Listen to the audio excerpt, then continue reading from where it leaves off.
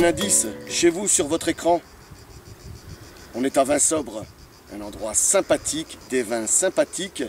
Je suis pas avec n'importe qui, je suis avec un des cadors de l'appellation, Denis Vincent, Domaine du Moulin. Comment ça va? Très bien. Tout va bien, il fait beau? Le soleil est là. Magnifique. Soleil au rendez-vous. Aujourd'hui, les cigales ne sont pas encore réveillées, mais non, ça ne devrait pas tarder. Voilà, laissez le temps, elles vont se réveiller tard aujourd'hui. Alors, en quelques mots, le Domaine du Moulin, c'est combien d'hectares? C'est où? C'est quel type de travail? Le domaine d'hectares, donc c'est une exploitation familiale, 20 hectares en coteaux, principalement dans le coteau au-dessus de nous. Pour la plupart en cèpe gobelets. Et donc en culture traditionnelle, labour du sol, beaucoup d'interventions manuelles, les pamprages, les feuillages, et puis après au niveau de la vendange, évidemment tri de la vendange, tout ça.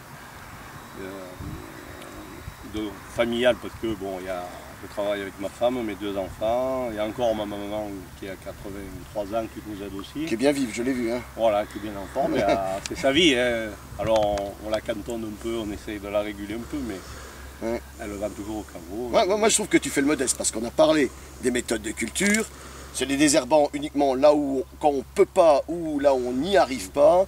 Tu as râlé contre les gens qui travaillent en total désherbant.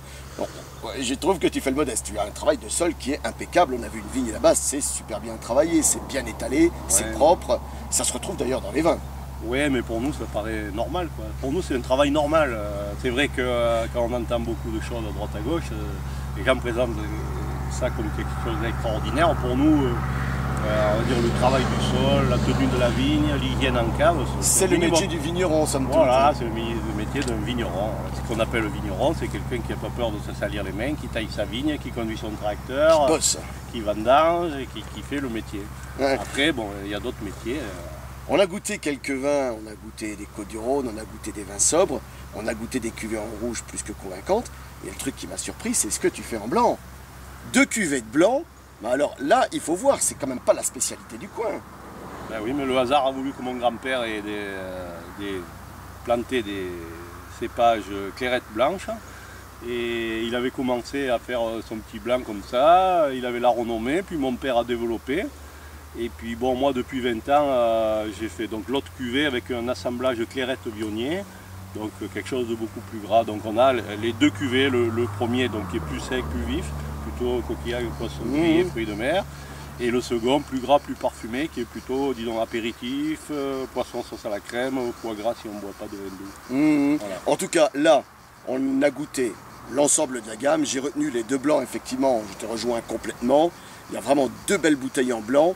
Il y a la cuvée Charles-Joseph, qui est absolument sublime, qu'on a goûté, qui est bien constituée, qui arrive à être concentrée sans lourdeur, qui arrive à avoir une certaine finesse, puis une vinosité qui encadre bien le vin, et c'est un vin de tenue en plus, ça tiendra. Oui, non, mais ça c'est un vin de belle garde. Vu le travail qui est fait à la vigne et au chai, à mon avis, ça tiendra.